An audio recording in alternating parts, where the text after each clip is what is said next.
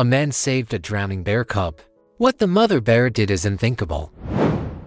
The cabin stood nestled amongst a grove of towering pines and hemlocks, overlooking a rushing mountain stream that tumbled its way down to the valley below. It was a small, rustic structure, built of weathered logs and local stone, a place of quiet solitude in the heart of the Appalachian wilderness of North Carolina. This was Arthur Pendleton's sanctuary, his retreat from the noise and bustle of the world, his place to reconnect with the rhythms of nature. Arthur, 70 years of age, was a man shaped by the mountains. His face was a roadmap of wrinkles, etched by years of sun and wind, his eyes a clear, sharp blue that reflected the vast expanse of the Appalachian sky. He was a retired wildlife photographer, a profession that had taken him to some of the most remote and beautiful corners of the world. But after his wife, Margaret, passed away 3 years earlier, he'd retreated to this quiet cabin, seeking solace in the familiar embrace of the mountains he'd always loved. He'd sold his house in town, packed up his essential belongings, and moved into the cabin full-time. It was a simple life, a life stripped down to the essentials. He had no television, no internet, only a crackling radio that he occasionally used to listen to weather reports and classical music. His days were filled with the quiet rituals of a life lived close to nature. He would rise early, with the first light of dawn, and make a pot of strong coffee, the aroma filling the small cabin with its rich, earthy scent. He would then step out onto his porch, a mug in hand, and watch the mist rise from the valley below, listening to the awakening chorus of birdsong. He spent his mornings hiking the trails that crisscrossed the mountains, his camera always at the ready, capturing the beauty of the wildflowers, the soaring flight of hawks, the shy movements of deer and other wildlife. He was a patient observer, a man who understood the rhythms of the natural world, who knew how to blend into the background, to become a part of the landscape. In the afternoons, he would tend to his small garden, a patch of fertile soil where he grew vegetables and herbs, or he would work on small woodworking projects, crafting birdhouses and feeders from fallen branches and scrap lumber. In the evenings, he would read by the light of a kerosene lamp, losing himself in the pages of classic literature or nature writing. He was content in his solitude, but he wasn't entirely alone. He had the company of the birds, the squirrels, the deer, the occasional black bear that would wander through his property. He respected these creatures, understood their place in the ecosystem, and always maintained a safe distance. For the past several weeks, he'd been observing a particular family of black bears, a sow and her two cubs. He'd first spotted them foraging for berries in a clearing near the creek, their dark fur glistening in the sunlight. He'd watched them from a distance, through his binoculars, marveling at their grace, their power, their playful interactions. He knew the dangers of bears, especially a mother bear with cubs. He knew that they were wild animals, unpredictable and potentially dangerous. But he also knew that they were an essential part of this ecosystem, a vital thread in the tapestry of life that surrounded him. He'd never approached the bears, never attempted to feed them or interact with them in any way. He simply observed them, from a safe distance, respecting their wildness, their autonomy. He'd captured some stunning photographs of them, images that captured their beauty, their vulnerability, their essential wildness. One particular afternoon, as Arthur was returning from his daily hike, he heard a sound that made his heart stop. It was a frantic splashing, coming from the direction of the creek, followed by a series of high-pitched cries, the unmistakable sounds of a young animal in distress. He knew, instantly, what it was. One of the bear cubs. He hesitated for a moment, his mind racing. He knew the risks, the potential danger. The mother bear would be nearby, fiercely protective of her cubs. Approaching her now would be incredibly foolish, potentially suicidal. But he couldn't ignore the cries. He couldn't stand by and do nothing. He had to at least see what was happening, to assess the situation. He grabbed his walking stick, a sturdy piece of hickory he'd carved himself, and started towards the creek, his heart pounding in his chest. He moved cautiously, quietly, his senses on high alert. He reached the edge of the creek, peering through the dense undergrowth. And then, he saw it. One of the cubs was in the water, struggling desperately to stay afloat. It had apparently slipped on the muddy bank and fallen into the fast-flowing current. It was being swept downstream, towards a jumble of rocks and submerged logs, its small body flailing against the force of the water. The mother bear was nowhere in sight. Arthur knew he had to act quickly. The cub was in imminent danger of drowning, of being dashed against the rocks. He couldn't wait for help. He couldn't hesitate any longer. He made a decision, a split-second decision that would change his life forever. He stepped into the cold, rushing water, his boots sinking into the muddy bottom, and started towards the struggling cub. He knew he was taking a terrible risk, but he couldn't stand by and watch a creature die. He had to do something. He had to try. The water was colder than Arthur anticipated, a shock to his system that sent a shiver down his spine. The current was strong, tugging at his legs, threatening to sweep him off his feet. He gripped his walking stick tightly, using it for balance, probing the creek bed for unseen obstacles. The cub's cries were growing weaker, more desperate. It was struggling to keep its head above water, its small body tiring from the exertion. Arthur could see the fear in its eyes, the primal instinct to survive battling against the overwhelming force of the current. He pushed forward, fighting against the current, his old legs straining with the effort. He was no longer the young, agile man he once was. His breath came in ragged gasps, his muscles burned, and his heart pounded like a drum in his chest. But he couldn't stop. He wouldn't stop. He focused on the cub, on its desperate struggle, on the need to reach it before it was too late. He ignored the cold, the pain, the fear that gnawed at the edges of his mind. He had a mission, a purpose, and he would not fail. He was about halfway to the cub when he saw her. The mother bear.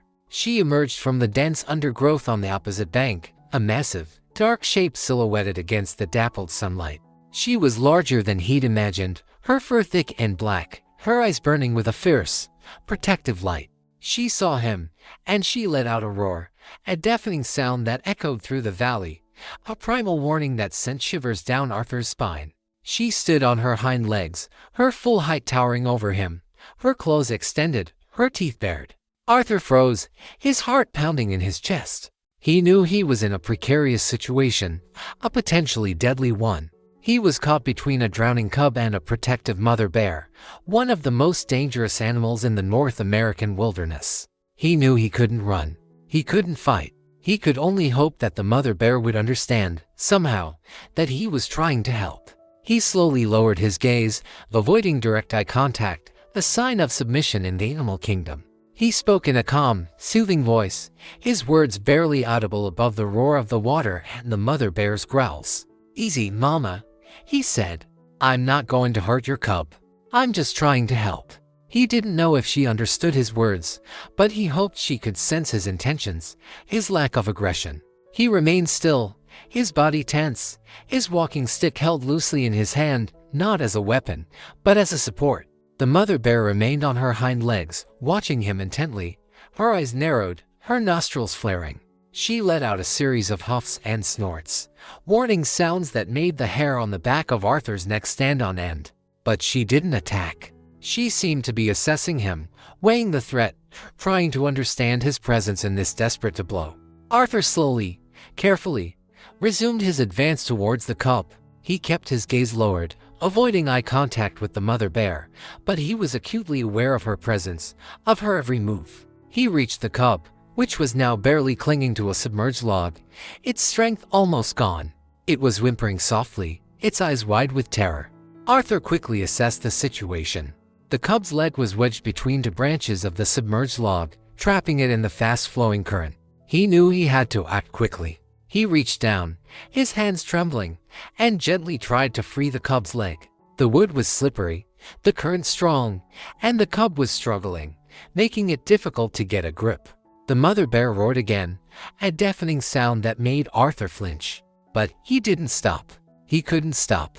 He took a deep breath, focusing all his attention on the task at hand. He used his walking stick as a lever, carefully prying the branches apart, creating just enough space for the cub to pull its leg free. With a final, desperate lunge, the cub pulled itself loose, scrambling onto the log, its small body shaking with cold and fear. Arthur scooped up the cub in his arms, holding it close to his chest, trying to warm it with his own body heat. The cub whimpered, burying its face in his wet shirt. He looked up at the mother bear, who was still watching him intently. He knew he had to get the cub back to her, but he also knew that approaching her directly would be incredibly dangerous. He slowly backed away from the log, keeping the cub cradled in his arms. He moved towards the bank, towards his boat, his eyes never leaving the mother bear. He reached the edge of the water, his boots sinking into the mud. He carefully placed the cub on the bank, a few feet from the water's edge. The cub, still shivering, instinctively scrambled towards its mother, letting out a series of joyful yelps. The mother bear lowered herself to all fours, her gaze softening slightly. She approached the cub cautiously, sniffing it, licking it, reassuring herself that it wasn't harmed. Arthur stood there, in the cold water, his body aching, his heart still pounding, watching the reunion between mother and cub. He felt a profound sense of relief, of accomplishment, of gratitude. He had done it. He had saved the cub's life, and, against all odds, he had survived the encounter with the mother bear. But the encounter wasn't over, not yet. The mother bear, her cub now safe, turned her attention back to Arthur. And what she did next would be something he would never forget, something truly unthinkable. Arthur stood frozen, waist deep in the frigid water, his gaze locked with the mother bear's. He was acutely aware of his vulnerability, his exhaustion, and the sheer power of the animal standing just a few yards away. He'd expected aggression, a charge, an attack. He braced himself for it, knowing it was the most likely outcome. But the attack didn't come. The mother bear, after thoroughly checking her cub, ensuring it wasn't harmed, simply watched him. Her eyes, dark and intelligent, held no malice, no rage, just a deep, penetrating intensity. It wasn't the vacant stare of an unthinking beast. It was the focused gaze of a creature capable of complex emotions, of assessment, of understanding.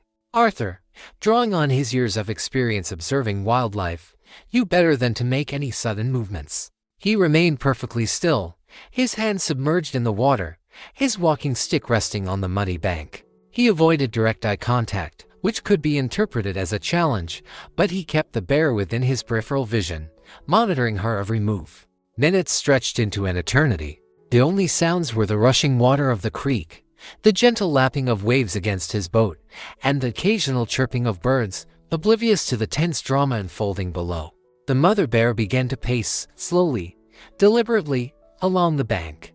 She would stop, look at Arthur, then look at her cubs, who were now huddled together, whimpering softly. She seemed to be torn, divided between her protective instincts and something else. Something Arthur couldn't quite comprehend. He started to feel the cold seeping into his bones, his teeth chattering. He knew he couldn't stay in the water much longer. Hypothermia was a real threat. He needed to get back to his boat, to dry land, to warmth. But he couldn't move. Not yet. Not while the mother bear was watching him, assessing him. He had to wait for her to make the first move, to give him some indication of her intentions. He began to speak, softly, calmly, his voice barely a whisper above the sound of the water. "It's okay, Mama," he said. "I'm not going to hurt you. I just helped your cub. I'm going to go now. I'm going to leave you in peace." He didn't know if the bear understood his words, but he hoped she could sense his sincerity, his lack of aggression. Slowly, very slowly, he began to back away, inching his way towards his boat. He kept his movements smooth and deliberate, avoiding any sudden jerks or splashes that might startle the bear. The mother bear watched him, her head cocked slightly, her eyes following his every move. She didn't growl, she didn't huff, she didn't charge. She simply watched. It was the most unnerving, the most extraordinary experience of Arthur's life. He was being scrutinized, judged, by a wild animal, a creature that could easily kill him with a single swipe of her paw. And yet, he felt a strange sense of respect, almost a sense of understanding, emanating from the bear. He reached his boat, his hands trembling as he grasped the gunwale. He carefully pulled himself aboard, his muscles screaming in protest, his body shivering uncontrollably. He sat there for a moment, catching his breath, his gaze still fixed on the mother bear. She hadn't moved. She was still watching him. He started the engine, the sudden roar shattering the silence of the marsh. The mother bear flinched, but she didn't run. She stood her ground, her eyes locked on Arthur's. He slowly backed the boat away from the bank, keeping a safe distance. He didn't want to provoke her, to give her any reason to feel threatened. As he turned the boat around, heading back towards the main channel, he looked back one last time. The mother bear was still there watching him, her cubs huddled at her feet. And then, she did something that Arthur would never forget. She dipped her head, a slow, deliberate movement, almost like a nod. And then, she turned and led her cubs back into the dense undergrowth, disappearing from view. Arthur stared at the spot where they had been, his mind reeling. Had he imagined it? Had he misinterpreted the bear's behavior? Or had she, a wild animal, a creature driven by instinct and survival, actually acknowledged his act of kindness? He didn't know. He couldn't be sure. But in his heart, he believed that something extraordinary had happened, something that transcended the boundaries of species, something that spoke to the deep interconnectedness of all living things. The unthinkable had occurred. The mother bear, instead of attacking, seemingly recognized Arthur as a helper, not a threat. It was the beginning of an unusual and spoken truce. The return journey to his cabin was a blur. Arthur navigated the waterways on autopilot, his mind still reeling from the encounter with the bear. He was shivering uncontrollably, his clothes soaked and caked with mud, his body aching from the exertion and the cold. But beneath the physical discomfort, he felt a profound sense of awe, a sense of having witnessed something truly extraordinary. He docked his boat, his legs shaky as he stepped onto solid ground. He stumbled towards his cabin, the warmth of the interior a welcome embrace after the chill of the swamp. He stripped off his wet clothes, took a long hot shower, and wrapped himself in a thick, woolen blanket. He made himself a cup of strong hot tea, laced with honey and a generous splash of whiskey, the warmth spreading through his chilled body. He sat by the fireplace, watching the flames dance, his thoughts still consumed by the events of the morning. He replayed the encounter in his mind, again and again, trying to make sense of it. The mother bear's initial aggression, her protective stance, her deafening roars. And then, the unexpected calm, the watchful gaze, the apparent acceptance. It defied all logic, all conventional wisdom about bear behavior. He knew that most people would dismiss his interpretation, would attribute the bear's actions to instinct, to coincidence, to anything but understanding or gratitude. But Arthur couldn't shake the feeling that something profound had happened, that he had formed a connection with this wild creature, a bond forged in a moment of shared crisis. In the days that followed, Arthur returned to his usual routine, but with a heightened awareness, a sense of anticipation. He kept a watchful eye out for the bears, scanning the edges of the marsh, the tree line, his binoculars always close at hand. He didn't venture back into the swamp itself, not wanting to intrude on the bears' territory or risk another encounter. He respected their space, their wildness, but he couldn't help but wonder about them, about their well-being, about whether he would ever see them again. And then, one morning, he saw them.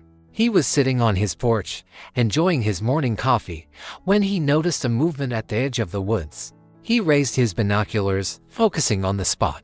It was the mother bear and her two cubs. They were standing at the edge of the clearing, looking towards his cabin. They weren't aggressive. They weren't threatening. They were simply there. Arthur's heart skipped a beat. He felt a surge of adrenaline, a mixture of fear and excitement. He slowly lowered his binoculars, his gaze meeting the mother bear's. She held his gaze for a long moment, her dark eyes unwavering. Then, she dipped her head, the same gesture she'd made on the day of the rescue, and turned and led her cubs back into the woods. Arthur watched them go, his mind buzzing with questions. Why had they come? What did it mean? Was it a coincidence? Or was it something more? This became a recurring event. Several times a week, usually in the early morning or late afternoon, the mother bear and her cubs would appear at the edge of the woods, watching Arthur's cabin. They never approached closely, never made any threatening moves. They simply observed, and then disappeared back into the trees. It is like the mother bear saying thank to Arthur. Arthur started to feel a sense of connection, a strange and spoken understanding with this wild creature. He felt as if she were acknowledging him, recognizing him, perhaps even trusting him. He started leaving small gifts for the bears, not food. He knew that habituating bears to human food was dangerous and irresponsible, but things he thought they might appreciate: a pile of smooth, colorful stones near the edge of the woods, a small branch of a flowering shrub, a piece of driftwood that he'd carved into a simple, abstract shape. He never saw the bears take these gifts, but they would always be gone the next morning. And then, one morning, he found something on his porch. It was a large, freshly killed fish, a rainbow trout, still glistening with water. It was lying near his front door, a clear, unmistakable offering. Arthur stared at the fish, his heart filled with a mixture of awe and disbelief. He knew, instinctively, who had left it there. It was the mother bear. It was her way of saying thank you. It was an extraordinary, almost unbelievable act, a gesture that defied all conventional wisdom about bear behavior. It was a testament to the power of compassion, the interconnectedness of life, and the unexpected ways in which creatures can communicate across the boundaries of species. It was her way to thank Arthur saving her cub. Arthur carefully picked up the fish, his hands trembling slightly. He knew he couldn't eat it. It was too precious, too symbolic. He decided to bury it near the base of a young dogwood tree he'd planted in memory of Margaret. It was a fitting tribute, a way to honor the extraordinary bond he'd formed with a wild animal, a bond that had defied logic, defied expectations, and defied the conventional wisdom of the human-animal divide. He had entered the bear's world, not as a threat, but as a helper, and she had, in her own way, acknowledged his kindness, his courage, and his respect for the wild. The gift of the fish marked a turning point in Arthur's relationship with the mother bear and her cubs. It was a tangible symbol of their unspoken connection, a confirmation of the extraordinary bond that had formed between them. It was a bridge between two worlds, a testament to the power of compassion to transcend the barriers of species and instinct. Arthur continued his daily routines, his hikes, his photography, his quiet contemplation of nature. But now, his awareness was heightened, his senses attuned to the presence of the bears. He no longer saw them as simply wild animals, creatures to be observed from a distance. He saw them as individuals, as a family, as beings with whom he shared a unique and profound connection. He continued to leave small, symbolic gifts near the edge of the woods, a smooth, perfectly round stone, a feather from a blue jay, a pin cone that had fallen from a particularly tall tree. He never saw the bears take these offerings, but they always disappeared, leaving him with a sense of quiet satisfaction, a feeling that his gestures of friendship were being acknowledged. The bears, in turn, continued their visits to the edge of his property.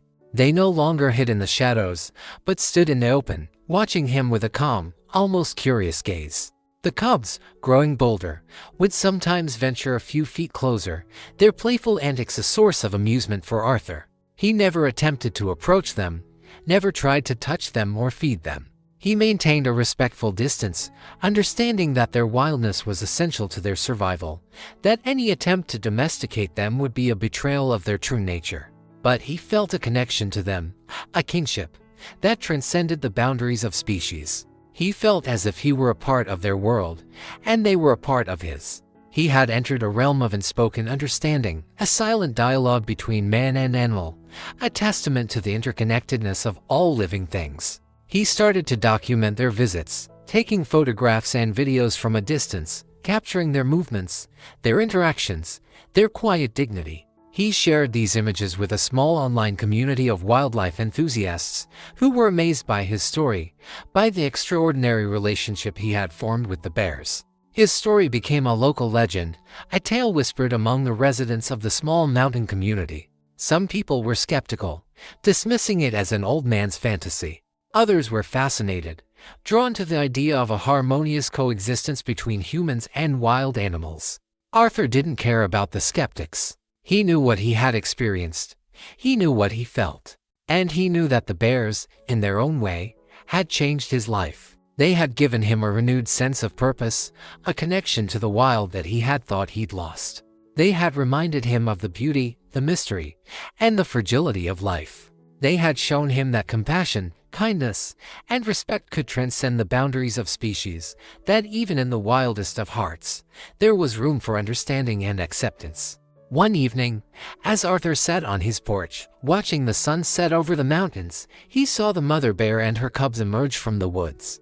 They stood at the edge of the clearing, looking towards him, their dark silhouettes outlined against the fiery sky. Arthur raised his hand, a slow, deliberate gesture of greeting. The mother bear responded, not with a nod or a sound, but with a long, steady gaze, a look that seemed to convey a sense of peace, of acceptance, of shared understanding. Then, she turned and led her cubs back into the shadows, disappearing into the embrace of the forest. Arthur watched them go, his heart filled with a quiet joy, a sense of profound connection to the wild world that surrounded him. He knew that he would likely never see them again, that their paths would diverge, that they would return to their lives, and he to his. But he would never forget them. He would never forget the day he had ventured into the swamp, the day he had saved a cub's life, the day he had formed an unthinkable bond with a wild animal. It was a story he would carry with him always, a reminder of the power of compassion, the beauty of nature, and the unexpected ways in which life can surprise us, can connect us, can teach us the most profound lessons. He found a connection with nature. The mother bear, no longer just creature of the woods, they became almost like spiritual friend. He has a new family.